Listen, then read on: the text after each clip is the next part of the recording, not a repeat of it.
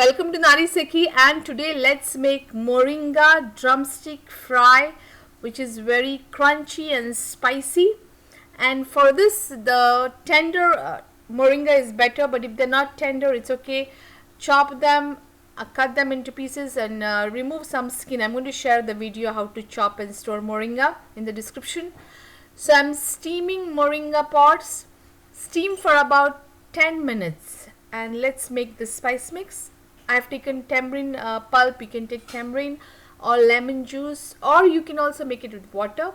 Add turmeric powder, red chili powder, how spicy you want. I try to make it a little bit extra and store in the refrigerator, which you can use in so many other recipes. So mix it well, make sure it's thick. You can use water, lemon juice, tamarind, whatever you want, but it should be thick. Now my moringa pods are steamed for 10 minutes. Let them cool down, and now we are going to add some salt to this, and they are half cooked, and now we are going to cook them again with spices on the pan with some oil.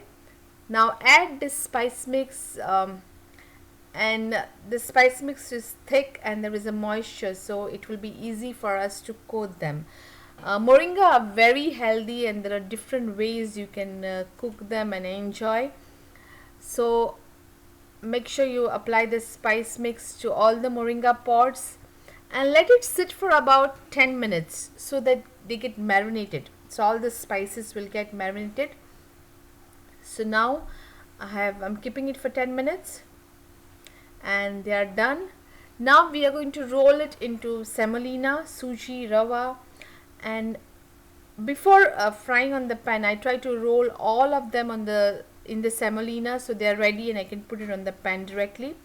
So roll them like this, and since there is a moisture, it's easy to roll them into semolina, coat them. So this is done. Rest of the semolina also you can store in the refrigerator. Take a pan. This is an iron pan, so iron pan retains heat as you cook, so I adjust the heat.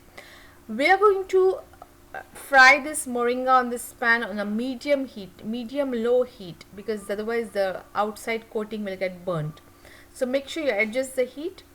Place the moringa pods on this pan, and the heat should be low medium.